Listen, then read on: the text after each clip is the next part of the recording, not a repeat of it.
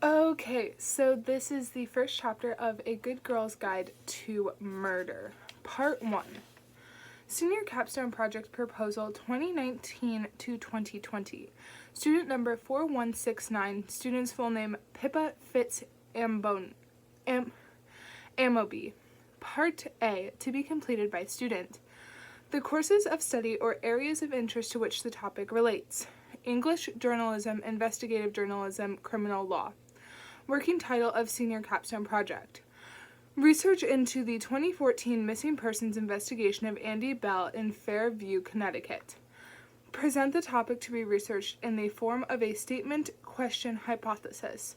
A report on how print, televised, and social media have become key players in police investigations using Andy Bell as a case study and the implications of how the press presented Sal Sting and his alleged guilt.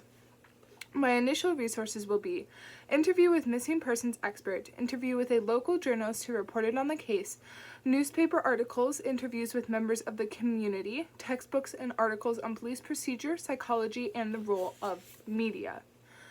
Supervisor's comments. Pippa, this is an incredibly sensitive topic as it concerns a terrible crime that happened in our own town. Your project has been accepted only on the condition that no ethical lines are crossed. Please find a more focused angle for your report as you work through your research, and there is to be no contact made with either of the families involved in this case. This will be considered an ethical violation and your project will be disqualified. Student declaration. I certify that I have read and understood the regulations as set out in the notes to students. Signature, Pippa Fitz Amboni. Date 7/18/19. 1. Pip knew where they lived. Everyone in Fairview knew where they lived. Their home was like the town's own haunted house. People's footsteps quickened as they walked by and their words strangled and died in their throats. Shrieking children would gather on their walk home from school, daring one another to run up and touch the front gate. But it wasn't haunted by ghosts, just three sad people trying to live their lives as before. A house not haunted by flickering lights or spectral falling chairs, but by dark, spray-painted letters of Scum Family, and stone-shattered windows. Pip had always wondered why they didn't move. Not that they had to, they hadn't done anything wrong. But she didn't know how they lived like that, how the Sings found the strength to stay here in Fairview, under the weight of so many widened eyes, of the comments whispered just loud enough to be heard, of neighborly small talk never stretching into real talk anymore. It was a particular cruelty that their house was so close to Fairview High School, where both Andy Bell and Sal Sting had gone, where Pip would return for her senior year in a few weeks when the late summer sun dipped into September. Pip stopped and rested her hand on the front gate, instantly braver than half the town's kids. Her eyes traced the path to the front door. It was possible that this was a very bad idea. She had considered that. Pausing for just a second, Pip held her breath, then pushed the creaking gate and crossed the yard. She stopped at the door and knocked 3 times. Her reflection stared back at her. The long, dark hair, sun-bleached a lighter brown at the tips, the pale white skin despite a week just spent in the Caribbean, the sharp, muddy green eyes braced for impact. The door opened with the clatter of a falling chain and clicking locks. Hello? He said, holding the door half open with his hand folded over the side. Pip blinked to break her stare, but she couldn't help it. He looked so much like Sal, the Sal she knew from all those television reports and newspaper pictures, the Sal now fading from her memory. Ravi had his brother's messy, black, side-swept hair, thick arched eyebrows, and oaken-hued skin. Hello? He said again. Pip faltered. He'd grown even taller since she last saw him. She'd never been this close before, but now that she was, she saw he had a dimple in his chin just like hers. Sorry, hi. She did an awkward half-wave as she immediately regretted. Hi? Hi, Ravi, she said. You don't know me. I'm Pippa Fitz M.O.B. I was a few years below you at school before you left. Oh, okay. I was just wondering if I could borrow a second of your time. Well, not only a second. We're already way past that. Maybe like a few sequential seconds, if you can spare them. Oh God, this was what happened when she was nervous. Words spewed out, unchecked, and over-explained until someone stopped her. Ravi looked confused. Sorry, Pip said, recovering. I mean, I'm doing my senior capstone project at school, and what's your capstone project? It's kind of like a senior thesis you work on independently alongside normal classes. You can pick any topic you want, and I was wondering if you'd be willing to be interviewed for mine. What's it about? His dark eyes hugged closer to his eyes. It's about what happened 5 years ago. Ravi exhaled loudly, his lip curling with what looked like anger. Why? He said. Because I don't think your brother did it, and I'm going to try to prove it. Pippa Fitz Amobi, 7/30/19, Capstone Project Log Entry 1. Our capstone project logs are supposed to be for recording any obstacles we face in our research, our progress, and the aims of our final reports.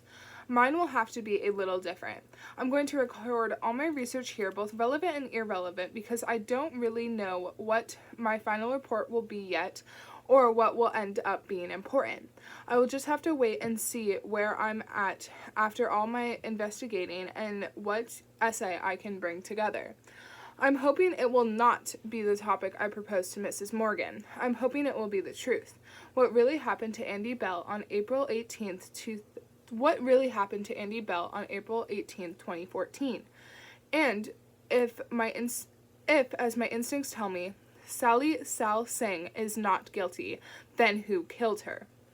I don't think I'll actually solve the case and figure out who murdered Andy. I'm not deluded, but I'm hoping my findings might lead to reasonable doubt about Sal's guilt and suggest that the police were mistaken in closing the case without digging further. The first stage in this project is to research what happened to Andrea Bell, known to everyone as Andy, and the circumstances surrounding her disappearance. From the first national online news outlet to report on the event, Andrea Bell, 17, was reported missing from her home in Fairview, Connecticut last Friday. She left home in her car, a white Honda Civic, with her cell phone, but did not take any clothes with her. Police say her disappearance is completely out of character. Police began searching the woodland near the family home this past weekend. Andrea, known as Andy, is described as white, 5 feet 6 inches tall, with long blonde hair and blue eyes. It is thought that she was wearing dark jeans and a blue crop sweater on the night she went missing. Okay, now in the actual book, this links to a footnote at the bottom, but they're just research articles, and so if you're following along with the actual book, which I suggest, just give the author their due, then you'll have to look down at the bottom for the actual news site, because saying it out loud is not going to make sense. Okay, I just wanted to let you guys know that there are footnotes in the book, but I will not be stating them aloud because they are just links. Okay. Other sources had more details as to when Andy was last seen alive and the time frame in which she is believed to have been abducted. Andy Bell was last seen alive by her younger sister Becca around 10:30 p.m. on April 18, 2014. This was corroborated by the police in a press conference on Tuesday, April 22nd. Footage taken from a security camera outside the bank on Fairview's Main Street confirms that Andy's car was seen driving away from her home at about 10:40 p.m. According to her parents, Jason and Dawn Bell, Andy was supposed to pick them up from a dinner party at 12:45 a.m. When Andy didn't show up or answer any of their phone calls, they started reaching out to her friends to see if anyone knew of her whereabouts. Jason Bell called the police to report his daughter missing at 3 a.m. Saturday morning. So whatever happened to Andy Bell that night happened between 10:40 p.m. and 12:45 a.m. Here seems like a good place to type up the transcript from my interview with Angela Johnson.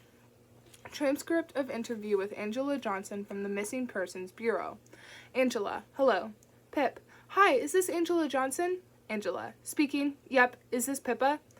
Yes, thanks so much for replying to my email. Do you mind if I record this interview for my project? Yeah, that's fine. I'm sorry, I've only got about 10 minutes. So, what do you want to know about missing persons?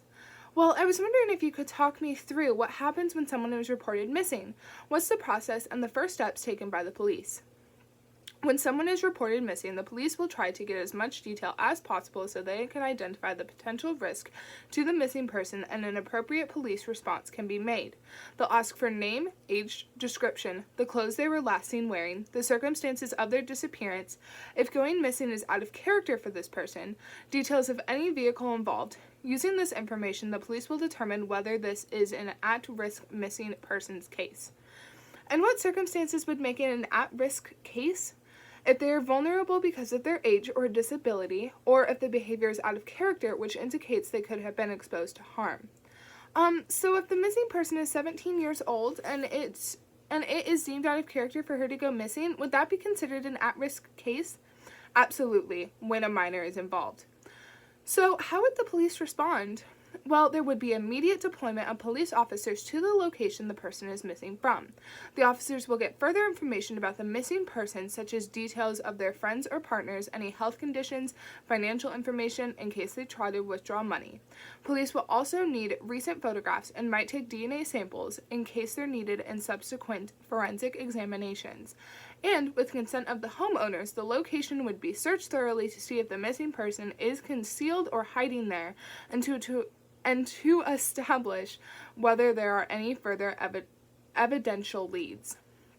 So immediately the police are looking for any clues or suggestions that the missing person has been a victim of a crime? Absolutely. If the circumstances of the disappearance are suspicious, officers are instructed to document evidence early on as though they were investigating a murder. Of course, only a very small percentage of missing persons cases turn into homicide cases. And what happens if nothing significant turns up after the initial home search? They'll expand the search to the immediate area. They'll question friends, neighbors, anyone who might have relevant information. If it is a teenager who's missing, we can't assume the reporting parent knows all of their child's friends and acquaintances. Peers are good points of contact to establish other important leads. Any secret boyfriends, that sort of thing. And a press strategy is usually discussed because appeals for information in the media may be very useful in these situations. So, if it's a 17-year-old girl who's gone missing, the police would contact her friends and boyfriend early on? Yes, of course. Inquiries will be made because if the missing person has run away, they are likely to be hiding out with someone close to them. And at what point in a missing persons case do police assume they are looking for a body? Well, time-wise, it's not, "Oh, Pippa, I have to go. Sorry, I've been called into my meeting." "Oh, okay, thanks so much for taking the time to talk to me." And if you have any more questions, just shoot me an email and I'll get to it when I can. Will do. Thanks again. I found these statistics. 80% of missing people are found in the first 24 hours, 97% are found in the first week, and 99% of cases are resolved in the first year. That leaves just 1%. 1% of people who disappear are never found. And just like 0.25% of all missing person cases have a fatal outcome. So where does this leave Andy Bell? Floating incessantly somewhere between 1% and 0.25%. Even though Andy has never been found and her body never recovered, most people accept that she is dead. And why is that? Sal Singh is why.